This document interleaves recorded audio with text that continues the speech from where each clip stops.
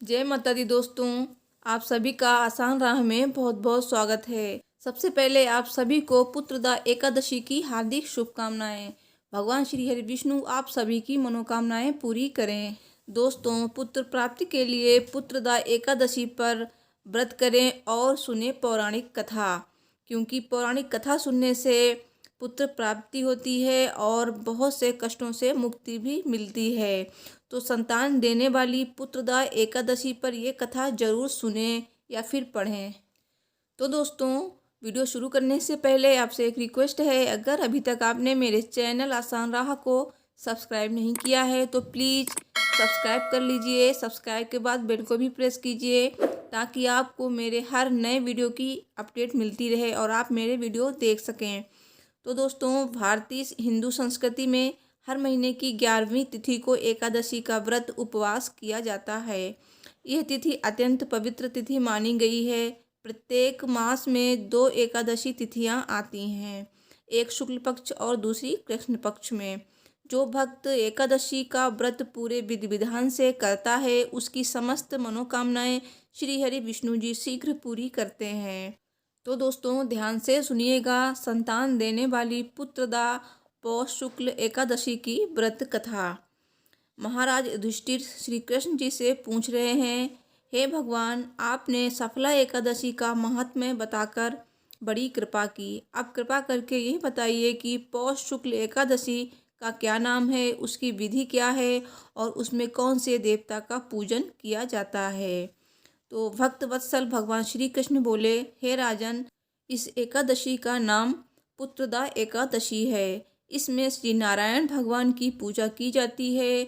इस चर और अचर संसार में पुत्रदा एकादशी के व्रत के समान कोई दूसरा व्रत नहीं है। इसके पुण्य से मनुष्य तपस्वी, विद्वान और लक्ष्मीवान होता है। इसकी मैं एक कथा कहता हूँ, सो तुम ध्यानपूर्वक सुनो। भद्रावती नामक नगरी में सुकेतुमान नाम का एक राजा राज्य करता था। उसके कोई पुत्र नहीं था। उसकी स्त्री का नाम शैव्या था। वो निपुति होने के कारण सदैव चिंतित रहती थी। राजा के पितर भी रो रो कर पिंड लिया करते थे और सोचा करते थे कि इसके बाद हमको कौन पिंड देगा। राजा को भाई, बांधव, धन, हाथी, घोड़े, राज्य और मंत्री, इन सब में किसी से भी संतोष नहीं होता था। वो सदैव यही विचार करता था कि मेरे मरने के बाद मुझको कौन पिंडदान करेगा। बिना पुत्र के पितरों और देवताओं का ऋण मैं कैसे चुका सकूंगा। जिस घर में पुत्र ना हो उस घर में सदैव अंधेरा ही रहता है। इसलिए पुत्र उत्पत्ति के लिए प्रयत्न करना चाहिए। जिस मनुष्य ने पुत्र का मुख देखा है वो धन्य है। उसको इस लोक में यश और परलोक में शांति मिलती है, अर्थात उसके दोनों लोक सुधर जाते हैं। पूर्व जन्म के कर्म से ही इस जन्म में पुत्र, धन आदि प्राप्त होते हैं। राजा इसी प्रकार रात दिन चिंता में लगा रहता था। एक समय तो राजा ने अपने शरीर को त्याग देने का निश्चय किया, परंतु आत्मघात को महान पाप समझकर उसने ऐसा नहीं किया। एक दिन राजा ऐसा ही विचार करता हुआ अपने घोड़े पर चढ़कर वन को चल दिया तथा पक्षियों और वृक्षों को देखने लगा। उसने देखा कि वन में मृग, व्याघ्र, सुअर, सिंह, बंदर, सर्प आदि सब भ्रमण कर रहे हैं। हाथी अपने बच्चों और हथनियों के बीच घूम रहा है। इसी वन में कहीं तो गीदड़ अपने कर्कश स्वर में बोल रहे हैं, कहीं उल्लू ध्वनि कर रहे हैं। वन के दृश्यों को देखकर राजा सोच विचार में लग गया। इसी प्रकार आधा दिन बीत गया। वो सोचने लगा कि मैंने कई यज्ञ किए, ब्राह्मणों को स्वादिष्ट भोजन से तृप्त किया, फिर भी मुझको दुख प्राप्त हुआ, क्यों? राजा प्यास के मारे अत्यंत दुखी हो गया और पानी की तलाश में इधर उधर फिरने लगा। थोड़ी दूर पर राजा ने एक सरोवर देखा। उस सरोवर में कमल खिले थे तथा सारस, हंस, मगरमच्छ आदि विहार कर रहे थे। उस सरोवर के चारों ओर मुनियों के आश्रम बने हुए थे। उसी समय राजा के दाहिने अंग फड़कने लगे। राजा शुभ शकुन समझकर घोड़े से उतरकर मुनियों को दंडवत प्रणाम करके बैठ गया। राजा को देखकर मुनियों ने कहा, हे राजन, हम तुमसे अत्यंत प्रसन्न हैं। तुम्हारी क्या इच्छा है सो कहो। राजा ने पूछा, महाराज, आप कौन हैं और किस लिए यहाँ आए हैं? कृपा करके बताइए। मुनि कहने लगे कि हे राजन, आज संतान देने वाली पुत्रदा एकादशी है।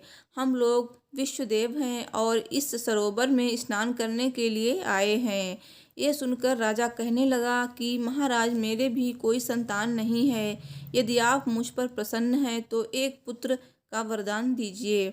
मुनि बोले, हे राजन, आज पुत्रदा एकादशी है।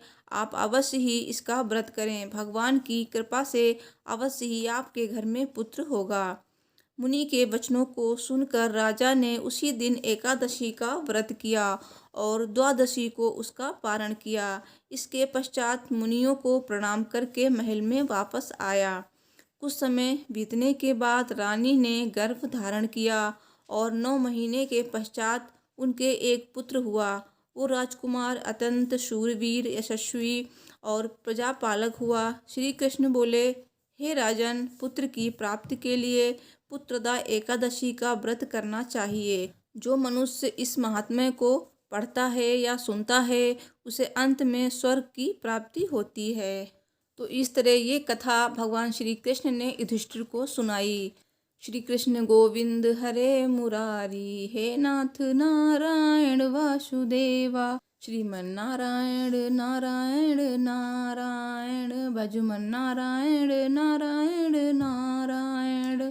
ओम नमो भगवते वासुदेवाय नमः। ओम विष्णवे नमः। ओम श्री लक्ष्मी नारायणाय नमो नमः। तो दोस्तों, ये थी पुत्रदा एकादशी की व्रत कथा। दोस्तों, पुत्रदा एकादशी व्रत विधि, व्रत मुहूर्त और पारण कब और कैसे करें, संतान प्राप्ति के लिए पुत्रदा एकादशी को कौन से काम करें और किस तरह से भगवान श्री कृष्ण की पूजा करें, साथ ही संतान गोपाल मंत्र का जाप करने के नियम और संपूर्ण पूजा विधि, ये वीडियो में अपलोड कर चुकी हूँ। आप डिस्क्रिप्शन में जाकर देख सकते हैं। तो इन सारी वीडियो का लिंक मैं डिस्क्रिप्शन में दे दूँगी। तो दोस्तों, वीडियो कैसी लगी, अच्छी लगी हो तो प्लीज़ लाइक कीजिए, शेयर कीजिए और मुझसे जुड़े रहने के लिए मेरे चैनल आसान राह को ज़रूर सब्सक्राइब कीजिए। तो मिलती हूँ एक नई वीडियो के साथ, तब तक के लिए देखते रहिए आसान राह। Thanks for watching. Her her Mahadev.